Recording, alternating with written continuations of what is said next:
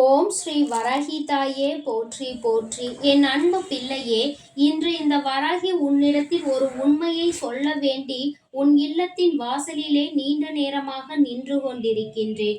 என் தங்கமே, என்னை நிச்சயமாக மதித்து ஒரு முறை தொட்டு உள்ளே அழைப்பாய் என்ற நம்பிக்கையில்தான் அம்மா காத்து கொண்டிருக்கின்றேன். என் தங்கமே, நாளைய விடியலில் உனக்கு நிச்சயமாக ஒரு நல்ல செய்தி வரப்போகின்றது.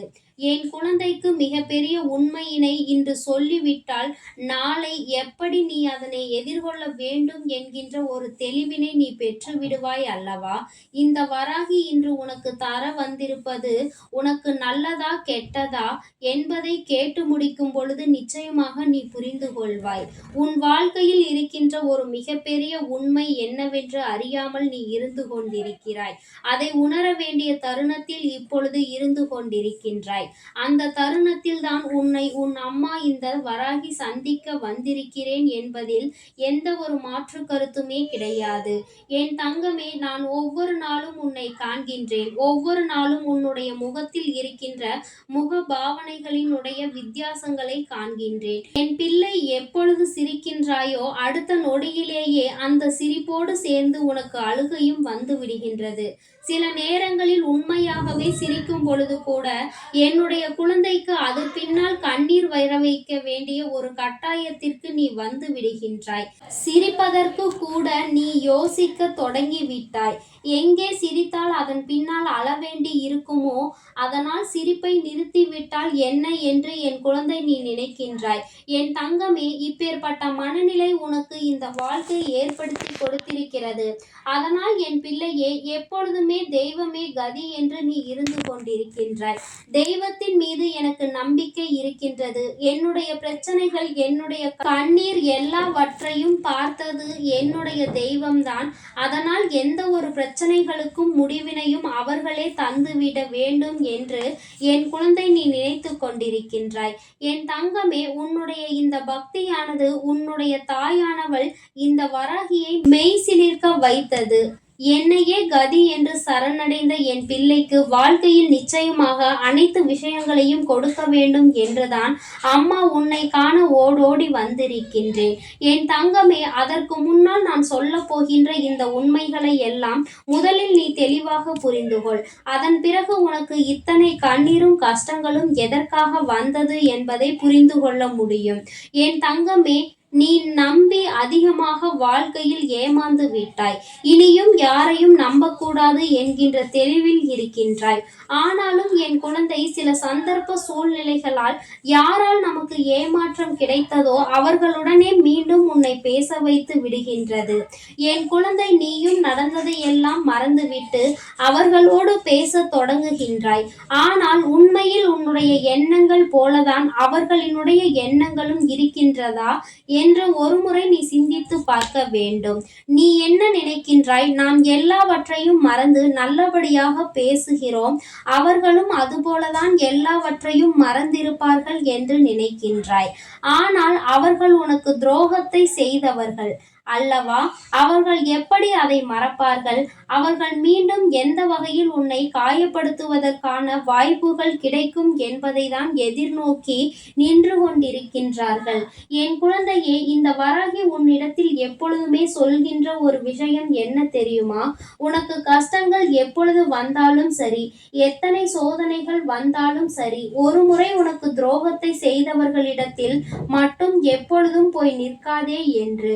என் தங்கமே, ஏனென்றால் அவர்கள் ஒரு முறை செய்துவிட்ட பிறகு மீண்டும் அதை அவர்களால் நிச்சயமாக மறக்க முடியாது. ஏனென்றால் அவர்கள் செய்ததற்கான காரணமே உன்னை காயப்படுத்த வேண்டும், நீ அழ வேண்டும் என்றுதானே. உன்னுடைய அழுகையை கண்டு ரசிக்க வேண்டும் என்றுதானே. ஒருவரின் கண்ணீரை கண்டு ரசிக்க துடித்தவர்கள் திருந்து விட்டார்கள் என்று சொன்னால் அதை சிறு பிள்ளை கூட நம்பாது. என் குழந்தை, நீ எப்படி அதை நம்புகின்றாய் என்றுதான் அம்மா கேட்கின்றேன். என் தங்கமே, அதனால் ஒருமுறை உன் வாழ்க்கையில் ஏமாற்றத்தை கொடுத்தவர்களை மீண்டும் ஒருபொழுதும் நம்பிவிடாதே. இதுவெல்லாம் உன் வாழ்க்கையில் மறைந்து கிடக்கின்ற சில உண்மைகள். இவற்றை எல்லாம் என்றுமே நீ தெரிந்து கொண்டுதான் வாழ வேண்டும். என் குழந்தையே, மனதார ஒருவரின் மீது நீ அன்பு வைக்கிறாய். அவர்களும் உன் மீது உண்மையான அன்பினை வைத்திருப்பார்கள் என்று நம்புகிறாய். நம்பிக்கைதானே எல்லாம் என்று வாழ்க்கை சென்று கொண்டிருக்கிறது அல்லவா? என் தங்கமே, நம்பிக்கை நீ வைப்பது தவறில்லை. ஆனால் கண்மூடித்தனமாக வைக்காதே என்றுதான் அம்மா சொல்கின்றேன். ஏனென்றால் கண்மூடித்தனமாக ஒருவரை நம்பும் பொழுது அவர் செய்கின்ற தவறோ அல்லது அவரை பற்றி மற்றவர்கள் சொல்கின்ற விஷயங்களோ உன் கண்களை மறைத்துவிடும். அதை ஒருபொழுதும் நீ நம்ப மாட்டாய். ஏனென்றால் எனக்கு தெரியும் அவர்களை பற்றி, எனக்கு மட்டுமே தெரியும் என்கின்ற ஒரு எண்ணத்தில் நீ இருந்து கொண்டிருப்பாய். என் குழந்தையே, இப்பேற்பட்ட எண்ணங்களும் வாழ்க்கையில் தவறு என்பதை நீ புரிந்து கொள்ள வேண்டும். என் தங்கமே, அம்மா நம்பிக்கை வைத்தால்தானே வாழ்க்கை நன்றாக இருக்கும் என்று நீ சொல்கின்றாய் அல்லவா? என் தங்கமே, நம்பிக்கை வைக்கக்கூடாது என்று நான் சொல்லவில்லை. முழுமையாக நம்பிக்கை வை என்றும் நான் சொல்லவில்லை. என் தங்கமே, உன்னுடைய நம்பிக்கையில் நிச்சயமாக அதற்கு கண்கள் இருக்க வேண்டும். ஒரு விஷயத்தை பற்றி ஒருவர் சொன்னால் அது என்னவென்று ஆராய்ந்து பார்க்கின்ற தன்மை உனக்கு இருக்க வேண்டும். யார் என்ன சொன்னாலும் ஒருவேளை உன் மீது அந்த நம்பிக்கைக்கு பாத்திரமாக இருக்கக்கூடியவர் ஏதேனும் தவறை செய்திருப்பார்கள். ஆனால் அதன் பிறகு தெரிந்து கொண்டு நீ வேதனைப்படுவதில் எந்த லாபமும் இல்லை. இங்கு இது போன்ற வாழ்க்கையை தொலைத்த பிள்ளைகள் நிறைய பேர் இருக்கின்றார்கள். அம்மா, நானே இதையெல்லாம் கண்கூடாக கண்டிருக்கின்றேன். என் தங்கமே, அதனால் எந்த ஒரு சூழ்நிலையிலும் நீ எப்பொழுதுமே விழிப்போடு இருக்க வேண்டும்.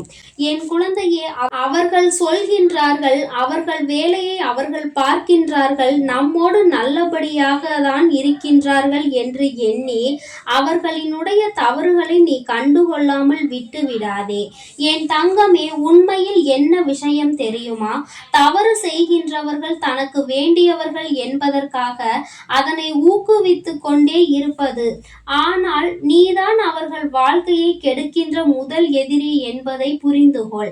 தவறு செய்பவர்களை சுட்டி காட்டி அவர்களை அந்த நிலையில் இருந்து யார் மீட்டு கொண்டு வருகின்றார்களோ அவர்கள்தான் அவரோடு உண்மையாக பழகுவதற்குரிய தகுதியினை பெற்றவர்கள். அதனால் நீ யார் மீது உண்மையான அன்பு வைத்திருக்கின்றாயோ அவர்கள் செய்கின்ற தவறை சுட்டி காட்டி அவர்களை நல்வழிப்படுத்த வேண்டிய பொறுப்பு உனக்கு இருக்கிறது. அதே நேரத்தில் நீ ஒரு தவறை செய்துவிட்டால் அதை அதட்டாமல் உன்னை அந்த தவறுக்கு மேலே யார் தூண்டி விடுகின்றார்களோ அப்பொழுது நீ புரிந்து கொள்ளலாம் அவர்கள் என்ன மனநிலையோடு உன்னோடு பழகி கொண்டிருக்கிறார்கள் என்பதை. என் தங்கமே, எல்லோருக்குமே இது போன்ற அடையாளம் கண்டுபிடித்து விட முடியாது. ஏனென்றால் மிகவும் சூசகமாக நடிக்கக்கூடியவர்கள் நிறைய பேர் இருக்கின்றார்கள். தான் செய்வது நடிப்புதான் என்பதை கண்டுபிடிக்க முடியாத அளவிற்கு வாழ்க்கையில் நல்ல நடிப்பினை காண்பிக்க கூடியவர்கள் இருக்கத்தான் செய்கின்றார்கள். இருந்தாலும் என் பிள்ளையே, உன்னால் அதனை உணர முடிகிறது. அவர்கள் யார் என்று கண்டுகொள்ள முடிகிறது என்றால் நிச்சயமாக இந்த வாழ்க்கை உனக்கு நல்ல நிலையை தான் கொடுத்திருக்கிறது என்பதை நீ தெளிவாக புரிந்து கொள்ளலாம். இனி என்றுமே என் பிள்ளை சுற்றி இருப்பவரை பற்றி தெரிந்து கொண்டு பழகு. யார் என்ன சொன்னாலும் அதை நீ எடுத்தெறிந்து பேசாமல், எனக்கு தெரியும் என்று சொல்லாமல், சரி நான் பார்த்து கொள்கிறேன் என்று சொல்லிவிட்டு அதன் உண்மை தன்மை என்னவென்பதை நீ புரிந்து கொள்ள வேண்டும். ஏனென்றால் சில நேரங்களில் நமக்கு நல்லது செய்பவர்களை கூட நாம் விலக்கி வைத்து விடுகின்றோம். அவர்கள் சொல்கின்ற நல்ல விஷயங்களை கூட நாம் கேட்காமல் விட்டு விடுகிறோம்.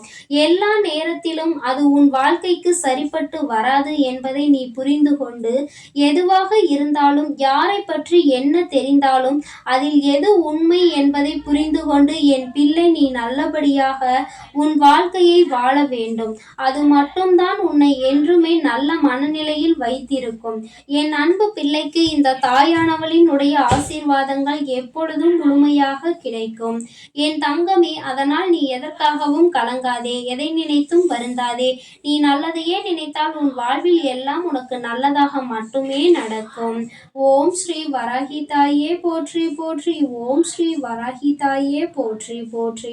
பஞ்சமியின் நாயகியே போற்றி போற்றி. சிம்ம வாகினியே போற்றி போற்றி.